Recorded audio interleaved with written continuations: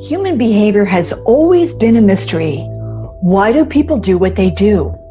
Why do they react one way when we expected something else?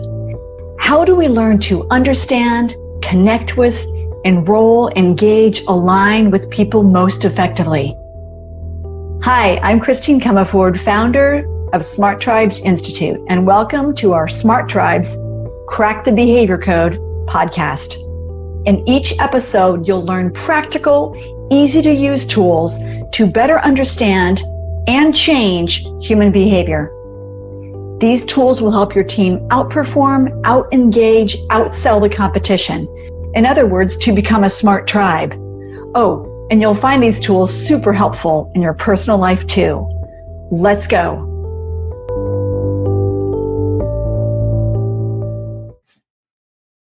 I won't start by saying 2020 was a rough year.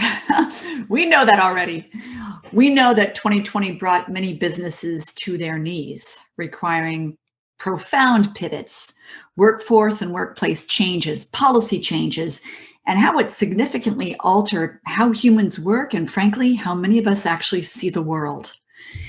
As an executive coach for mid-sized to large organizations, I was in the thick of these changes every day, and frankly, I still am.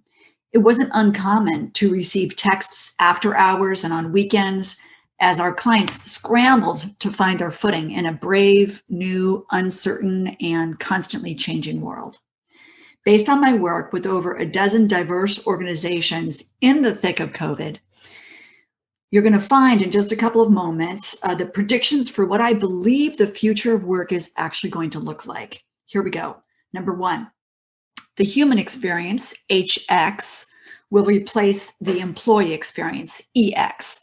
So the net is seeing employees as humans and helping them grow in all areas of their lives with a focus on physical, mental, emotional, spiritual, and financial health. You'll see an infographic about learning together and how it benefits our brains on the show page. So, it's okay to be human at work now. We've seen the inside of one another's homes. We've heard our colleagues' children crying, dogs barking, and more. And thank goodness, now we can connect to one another without the veneer of stilted professionalism. The employee experience, EX, really was a kind of two-dimensional way of looking at humans. And now we care about the entire human experience, HX, if you will, and we support our people to have more fulfilling lives, which of course helps them bring a more productive version of themselves to their work. And thanks to Gartner's 2020 Reimagine HR Employee Survey, employers that support their people's lives overall enjoy a 23% increase in the number of employees reporting better mental health, plus a 17% increase in the number of employees reporting better physical health.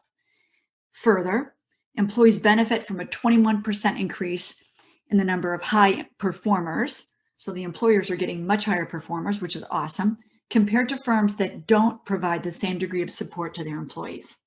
Number two, personal and corporate value alignment will support more purpose-driven work. The net, truly living our corporate values, not just hanging them on the wall. And the focus, being authentic, walking your walk, talking your talk. You'll see on the show page an infographic for employee engagement. There's a recipe there. You might want to follow it. See, we all want to be part of something bigger than ourselves. We all want to know that we're making a difference. We all want to work with, and note that I don't say for, work with organizations whose values align with our own. And according to the 2020 Gartner research, 74% of employees expect their organization to become more actively involved in current cultural debates of the day. How did you feel about some of the more public displays of CEO support of their values, such as certain social media companies unplugging accounts of hate groups and other malevolent social forces? The more a CEO models the organization's values, invests in addressing challenging or even uncomfortable social issues, the more engaged their employees are.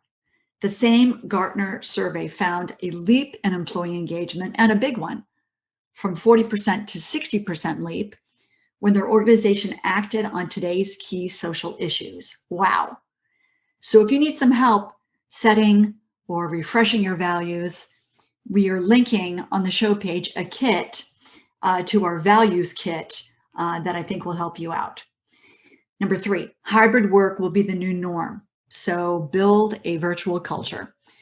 Net, right? Release control over the work environment. That ship has sailed.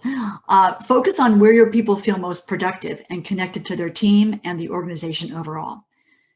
You're going to see an infographic on the show page for a game plan, growth, appreciation, measurement, engagement plan. You might want to look at that to help make this work. So hybrid workforces are already becoming common, with employees working in their home, the quiet coffee shop, or the office, or some variation. What I'm curious about, though, is the varying interest in hybrid that I'm seeing across our clients. And some employees are just itching to get back to the physical office as much as or as soon as possible. And others are okay, maybe coming in 1 to 3 times per week. Others might want to work from home. Regardless, you're going to need to have a game plan to keep everyone together as a tribe. So the infographic will help. Now, back to the Gartner survey. 64% of managers believe that employees working in the office are higher performers than remote workers. What's that about? Well, one of the 150 cognitive biases that humans have is the proximity bias. And it doesn't mean that it's true. It's just we experience people nearby, possibly since we're seeing them and interacting with them, as higher performers. So I think the 64% from the Gartner survey is due to the proximity bias. These leaders, these managers, said that they'd be more likely to give in-office workers a higher raise than remote workers. This isn't the experience of our clients, though. We have found that remote workers are often higher performers. Now, Gartner's data showed the same, right? For full-time workers from both 2019 pre-pandemic and 2020 during the pandemic, remote workers were 5% more likely to be high performers than those who worked from the office. But still, beware of the proximity bias. Also beware of gender disparity here too. Many of our clients are finding that men are more interested in returning to the office versus women. So if some managers believe the in-office employees are more productive, this could affect salary increases and promotions, which again could reinforce salary disparity between genders, which is, of course, no bueno. So keep your eyes peeled for that one. Number 4, employee monitoring will be replaced by performance monitoring and good old-fashioned trust. So net, if you don't trust them, why do you employ them? So let's focus on monitoring performance and results, not hours clocked. So the infographic that we have on the show page on motivation is important to look at, because really, frankly, leadership can crush motivation if we're not careful. So did you know that as a result of the pandemic, more than 1 in 4 companies, this is a little big brother, but hang in there, installed technology to passively track and monitor their employees? Wow. So imagine the privacy issues that come from this, as well as the trust issues. Now imagine if this happened to you. Would you feel like your employer was like looking over your shoulder all day long, spying on you? It's a sticky topic, and the Gartner research found that less than 50% of employees trust their organization with their own personal data. This is not surprising, since 44% didn't receive any information regarding the data that was going to be collected about them and how it was going to be used. Whoa. Hey, employers, a little respect, please. So expect to see a bevy of state and local regulations this year that will establish limits on what employers can track about their employees. And if you choose to monitor your employees digitally, be sure to over-communicate about it. Be super transparent about the details and the data collected and what you're going to do with them. And regardless, you'll get the best results and highest morale by simply establishing clear key performance indicators, success metrics, goals, whatever you'd like to call them, and just monitor individual performance instead. Number 5, flexible working hours will become the norm. Net, let's ensure that overlap is essential, of course, and let go of control for everything else. So let's focus on letting people bring their best self according to their work rhythm. There's a feedback frame infographic that will help you give effective feedback that I think will be helpful on the show page. Are you a morning person? Are you an evening person? What it would be like to work at your peak time each day? How much more productive and fulfilled would you be if you were working at your peak time? Our clients are becoming increasingly flexible regarding when to let their employees work. Some are requiring availability, not continuous though, between 9 and 5, meaning the employee can take gap time during the day as long as they check email at regular intervals and attend key meetings. Others are setting up split shifts.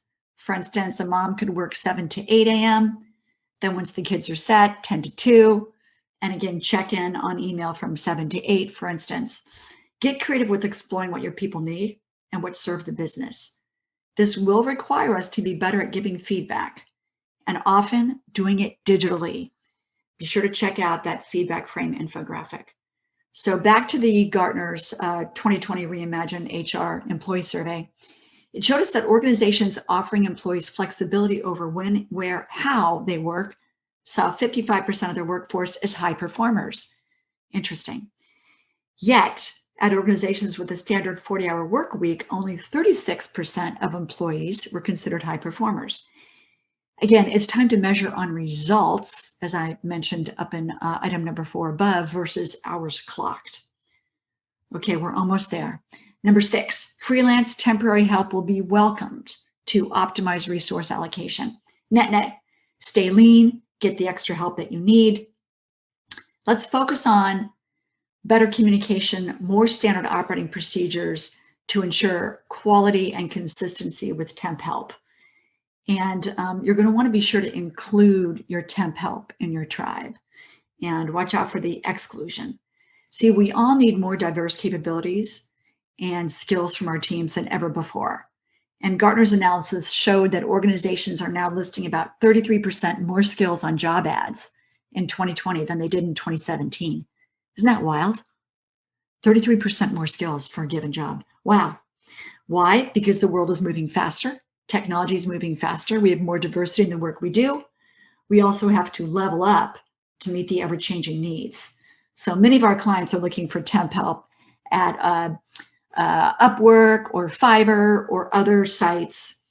And this is helping them kind of fill the gap at the moment. Remember, you're going to need to have great communication to make this work and to help onboard everyone faster and ensure consistent and quality work.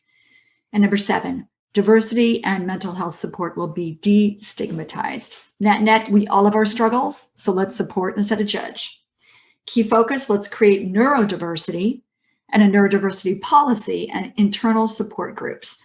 So the infographic on this one is stress, change, and isolation, and they're devastating to us all.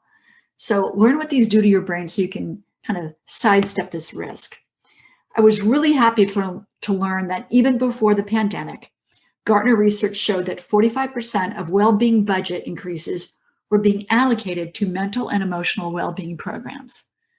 And now, as we're starting to turn the corner in the pandemic, we've seen mental and emotional well-being brought to the forefront for all organizations. Now, per Gartner, by late March 2020, 68% of organizations had introduced at least one new wellness benefit to help their employees navigate the pandemic. And in 2021, we'll see organizations join our clients in widely offering mental health days, support groups, compassion around ADHD, OCD, bipolar, general anxiety disorder, the folks that are struggling with those challenges. Just like some of us have a bad back and can't sit in a given position for a long time, these mental and emotional challenges will be viewed the same way, with acceptance, with non-judgment. So we've still got a way to go to whatever our new normal is going to be.